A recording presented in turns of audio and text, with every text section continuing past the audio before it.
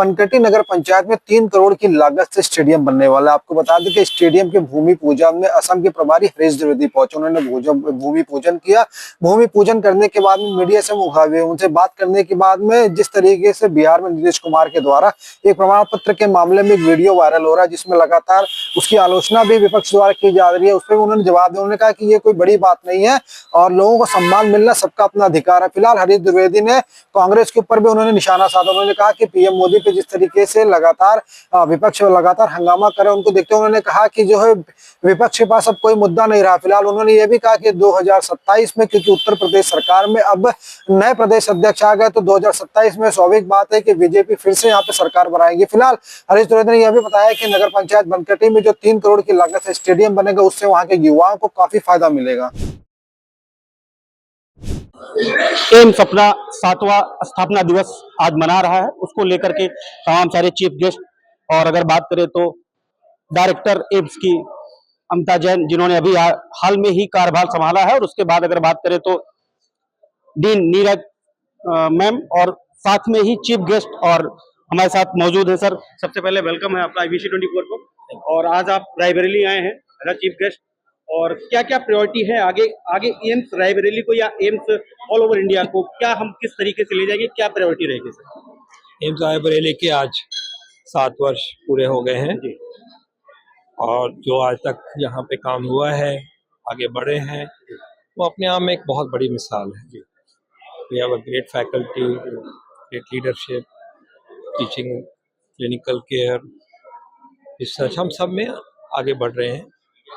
और विकसित भारत के लिए जो इंस्टीट्यूशंस हैं, दे आर सो इम्पोर्टेंट। हर सेक्टर की इंस्टीट्यूशंस को आगे देश को बढ़ाना है, अपनी अपनी भूमिका निभानी है। और सर, उस परिप्रेक्ष्य में देखूं तो एम्स रायबरेली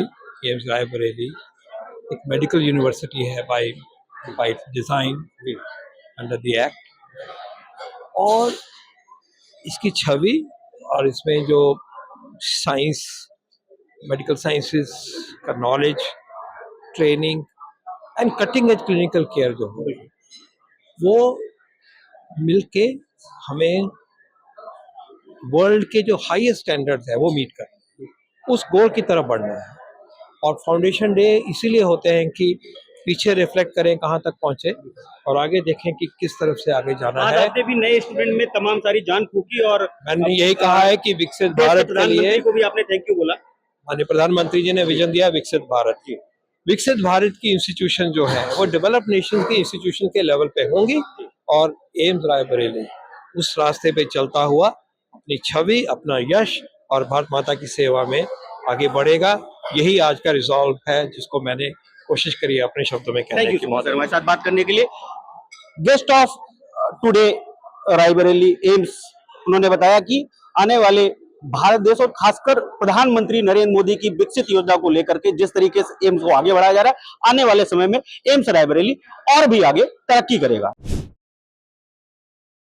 आज हरदोई जनपद में उस समय सनसनी फैल गई। एक युवती का शव एक झाड़ियों में बरामद हुआ।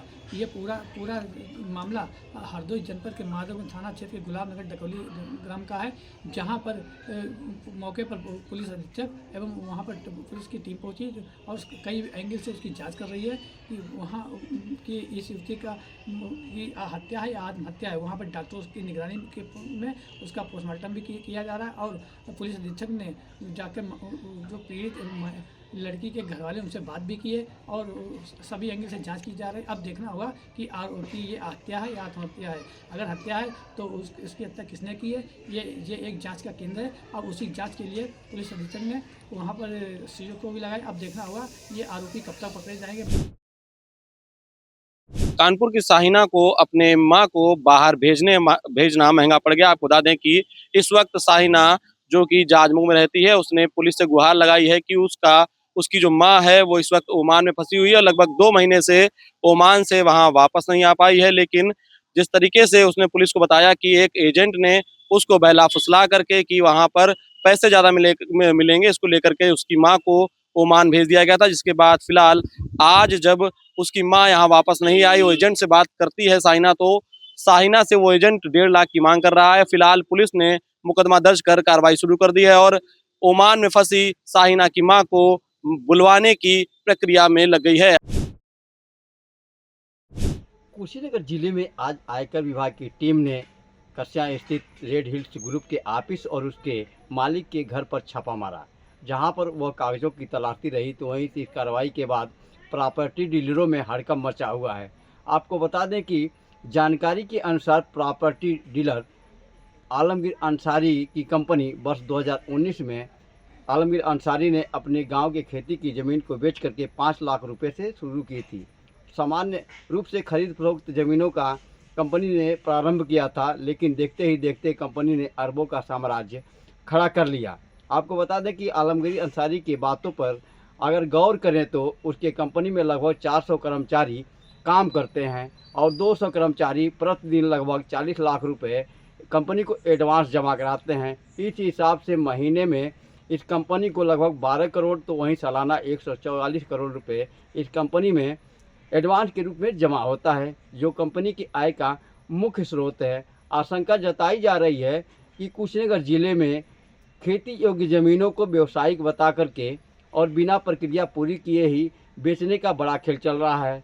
कुछ इसी तरह का आरोप आलमगीर अंसारी के कंपनी पर भी लग रहे हैं। अगर यह आरोप सही साबित होते हैं तो ये सीधे सरकार के टैक्स की चोरी मानी जाएगी और कुछ इसी तरह की संभावनाओं और इनपुटों की तलाश आयकर विभाग की टीम छापेमारी कर सुबह से ही कर रही है।